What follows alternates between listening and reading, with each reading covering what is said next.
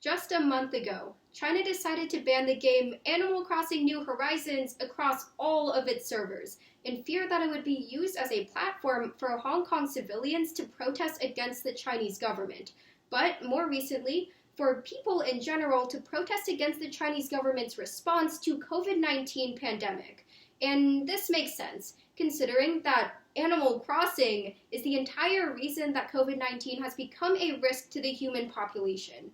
But beyond this, China's attempts to avoid crossing this road might just jeopardize their ability to cross a very different one, the Belt and Road. As the Council on Foreign Relations explains on January 28th of 2020, when it comes to the Belt and Road Initiative, spearheaded by Chinese President Xi Jinping, the country is increasingly ambitious when it comes to creating a massive trade route that spans all the way across Eurasia and takes up over $8 trillion worth of Chinese developmental funds. And it comes to this type of situation, it's clear that economic ties, especially within trade, are imperative, which is why COVID-19 has become such a massive roadblock on China's way to success, because this pandemic has left virtually no aspect of life unturned, and because it might shut down one of the largest economic trade routes to span the European supercontinent, that we have to ask today's question. Will China's Belt and Road Initiative achieve its objective? And the answer is absolutely not, because it's only going to be stopped by COVID-19 and three of its most necessary enforcement mechanisms. First, in debt trap diplomacy. Second, in corporate monopolies. And third, in infrastructure development. Now, the virtue of diplomacy hinges on two countries' abilities to empathize with each other and put the greater need above their individual. But when it comes to China's debt trap diplomacy, it's actually not the same, which is why the first reason that the BRI will not be successful because of COVID-19 is because the pandemic cuts off its access to debt trap diplomacy with other nations.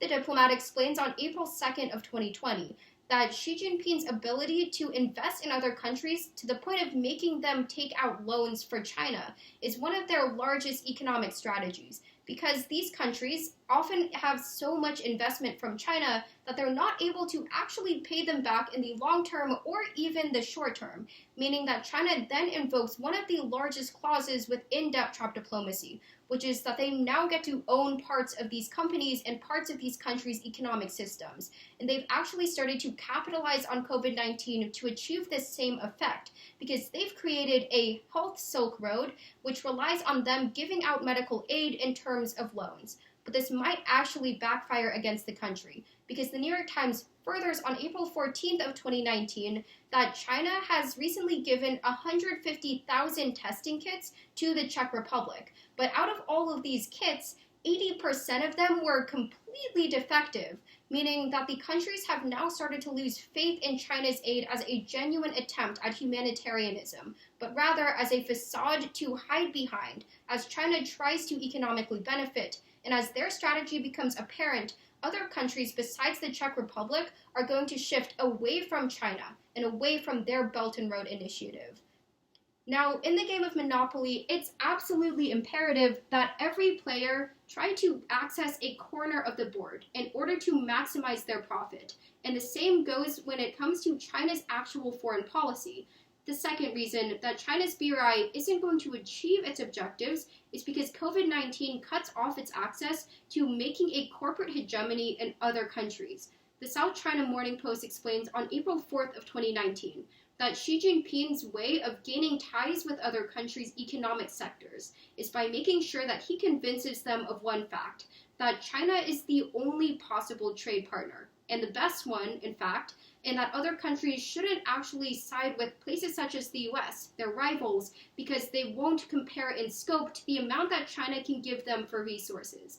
And this has been incredibly effective in the past, but not so much in the status quo, because the New York Times furthers, this time on April 17th of 2020, that countries such as France, Britain, and the US, as well as Japan, have started to dissent against Chinese response to COVID-19. It's one that they characterize as incredibly misinforming to their own public, and for that reason, Nations such as Japan are already starting to pledge over $2 billion worth to get their companies' enterprises out of Chinese production and back into their own countries. And when it comes to this type of domestic production, it absolutely means that China is going to lose one of the massive ways in which they actually gain partnership with other countries. Because if they no longer have these monopolies, then they don't have a way to invest in these countries as a whole, meaning the Belt and Road Initiative might just have seen its better days behind it. Now, the term Belt and Road Initiative itself carries incredible semantic significance because China's operation as a whole would cease to exist if they didn't invest in physical roads, aka infrastructure, which is why the third reason China's BRI is not going to come into fruition in 2020 is because the COVID-19 pandemic has stopped it from infrastructure investment in other nations. Radio Free Asia explains on January 17th of 2020 that China has an incredible amount of dependence in infrastructure investment in continents such as Europe and Africa, because when it comes to this type of investment, it's a way of institutionalizing their influence within the country. Because if they're able to make transactions in this manner, then they'll be more likely to choose China as a long-term economic partner because their system is already in place. But Forbes tells us on March 26th of 2020 that this influence might not hold up when it comes to COVID-19. It's forced Xi Jinping to look domestically towards a lot of problems, such as unemployment in his own people, meaning that he can't actually focus on this investment in the long term. And we've already seen a 31% decrease in the infrastructure investment that China takes to other countries because of this, meaning that the Belt and Road Initiative has been nothing but harmed by COVID-19 and its widespread impacts. China has a lot to consider when it comes to whether or not the BRI might actually survive another year, which is why we had to consider the question, will China's BRI achieve its objectives? And the answer was absolutely not, because it cuts off three enforcement mechanisms. First, the debt trap diplomacy China uses. Second, in their corporate monopolies. And third, in their infrastructure investment. So while China may have banned Animal Crossing, one thing they might not have actually banned is increasing skepticism against the workings of the Belt and Road Initiative.